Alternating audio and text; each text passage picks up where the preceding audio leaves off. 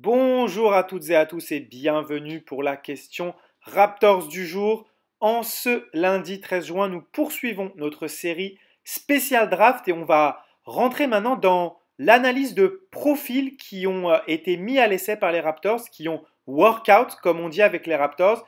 Et aujourd'hui, on va se pencher sur un joueur que Benoît d'Envergure a beaucoup aimé et qu'il a pris plaisir à nous décrire. Il s'agit de David Roddy. Donc la question Raptor du jour, c'est parti. N'oubliez pas de vous abonner à la chaîne, de liker la vidéo pour m'apporter votre soutien et d'activer la petite cloche pour être au courant de la sortie de toutes les vidéos dès qu'elles sont en ligne. Merci à tous et la question Raptor du jour, je vous l'ai déjà dit, mais c'est parti. Du coup, je voulais passer sur les joueurs qui ont workout avec les Raptors. Je suis allé voir un peu les profils sur envergure et il y en a certains, j'ai beaucoup de questions parce que certains, ils n'y sont même pas. Donc, tu vas me dire si peut-être c'est des Mhm. joueurs qui envisagent non draftés. En tout cas, il y en a un dont tu m'as parlé en MP, c'est David Roddy. Qu'est-ce que tu peux me dire sur lui? Il a été workout par les Raptors, visiblement. David Roddy, c'est un joueur que j'aime beaucoup. C'est un peu la version B de E.J. Liddell, si tu veux, mais David Roddy a un physique très curieux pour un joueur qui est poste 4, poste 5. Je ne sais pas si ça fait longtemps que tu suis les Raptors, mais ça me rappelle un peu l'époque de Chuck Hayes, Ok, oui. qui était un pivot qui faisait 6-6, mais qui était tellement gros et Hmm. large que personne n'était capable de rentrer sur le panier. Il se mettait sous le centre d'équilibre des plus grands pivots et les gars étaient toujours en déséquilibre contre lui. Défensivement parlant, il y a beaucoup de Chuck Hayes dans David Roddy, mais c'est un gars qui fait, je crois, au combine, il a mesuré 6-4 et demi sans souliers. C'est très, très petit pour cette position-là. C'est grandeur de Charles Barkley. Mais c'est un gars qui fait un peu tout, qui est capable de manier le ballon, qui est capable de passer, qui est capable de shooter.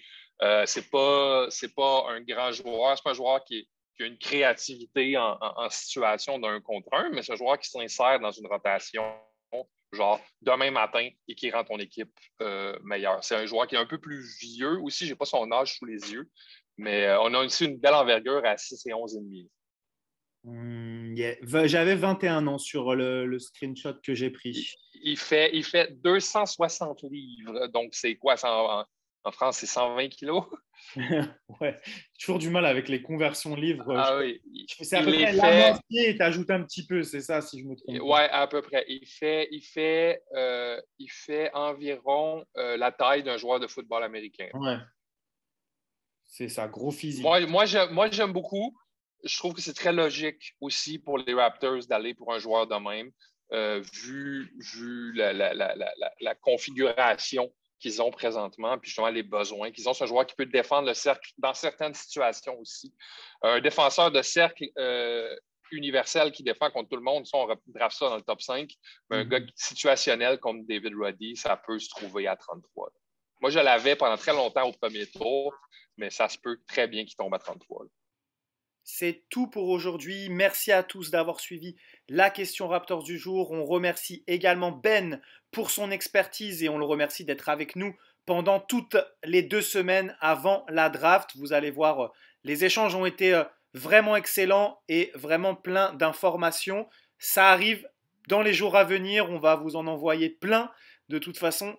Et je vous le rappelle, n'hésitez pas à aller sur le site d'Envergure, de les suivre sur YouTube, de les suivre sur Twitch. Vraiment, ils font un travail sensationnel.